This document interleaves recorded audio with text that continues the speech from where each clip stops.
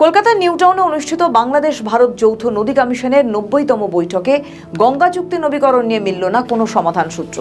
কোনো ধরনের সিদ্ধান্ত না জানিয়েই শেষ হয় এই বৈঠক। ২৩শে মে শনিবার কলকাতায় সন্ধ্যায় শেষ হয় বৈঠকটি।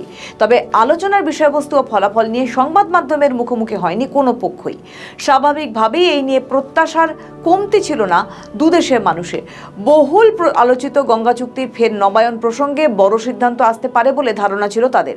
প্রায় ৩.৫ ঘন্টার আলোচনার পর বৈঠক শেষ হয় সন্ধ্যে ৭টায়। যৌথ নদী কমিশনের এবারের বৈঠকে আলোচনা কেন্দ্রবিন্দুতে ছিল গঙ্গা জল বন্টন চুক্তির ফের নবায়ন ইস্যুটি।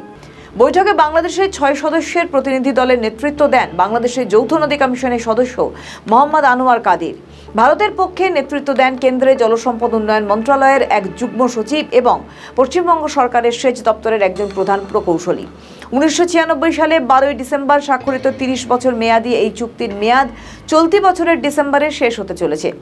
চুক্তি অনুযায়ী প্রতি বছরের ১ জানুয়ারি থেকে ৩১শে মে পর্যন্ত ফারাক্কা পয়েন্টে দুদেশের মধ্যে গঙ্গা জল বন্টন করা হয়। চুক্তির মেয়াদ শেষের মুখে দাঁড়িয়ে এর নতুন কোনো সমঝোতায় পৌঁছানো উভয় দেশের জন্যই একটি বড় কূটনৈতিক চ্যালেঞ্জ। শুষ্ক মরশুমে জলের সুনির্দিষ্ট ন্যায্য অংশ এবং ভবিষ্যৎ রূপরেখা নিয়ে দুপক্ষের মধ্যে মতবিরোধ রয়েই গেছে। বর্তমানে জলবিদ্যুৎ, বর্ধিত কৃষিকাজ ও জলবায়ু পরিবর্তনের ফলে সৃষ্ট সংকটের প্রেক্ষাপটে চুক্তি নবায়ন দুদেশের জন্যই একটি বড় কূটনৈতিক পরীক্ষা। ঢাকার চাহিদা, জলপ্রাপ্তির ন্যূনতম গ্যারান্টি ফ্লো, জলের প্রাপ্যতা পরিমাপের নতুন বৈজ্ঞানিক পদ্ধতি এবং একটি দীর্ঘমেয়াদী সমতা ভিত্তিক চুক্তি।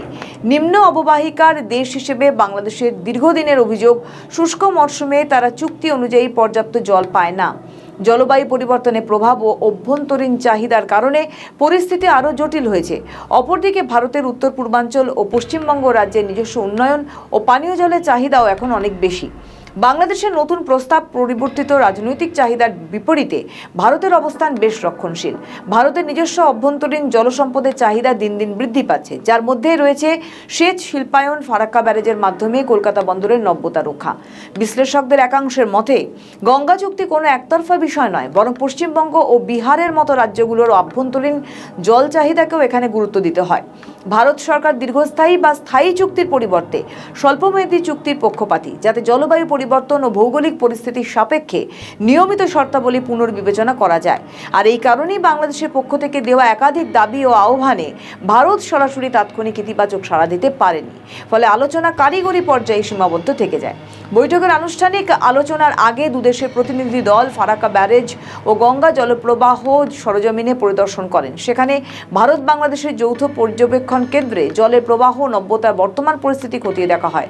তবে যৌথ পরিদর্শনের পরেও উভয় পক্ষের প্রতিনিধিরা জল প্রবাহের পরিমাণ বা চুক্তির নবায়ন নিয়ে সংবাদ মাধ্যমের সামনে কোনো মুখ খোলেননি।